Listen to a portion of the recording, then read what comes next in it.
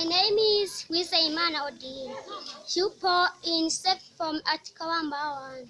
I want to declare you a poem about peace. I am calling on you, Burundian youth. I am addressing to you, Burundian people. Listen to my helpful piece of advice. Now my motherland is in tears, but alas, I am unable to feel it alone.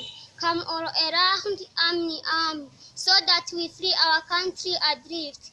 Burundi has so much suffers from evil, accumulating its tears and bloodshed by the detractors of peace. Nowadays, our motherland tells us, stop misbehaving, give up the wrong deeds, lay down your weapons, hold one another hand in hand.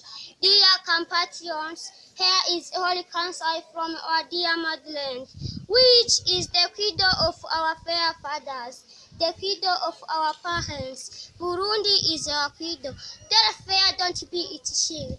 Oh, youth, don't be fooled by demagogues, trying to conquer the power through a lied youth to achieve vile wishes. Yet the young, we are the pillars of the nation.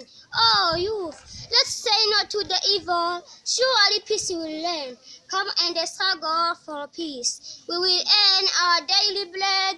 Let's forget our ethnic differences for strengthening up our country with that ethics today. Let's struggle against selfishness and evangelism. Let's fight for peace in order to restore security, so that experience people make for their houses and then contact together destruction.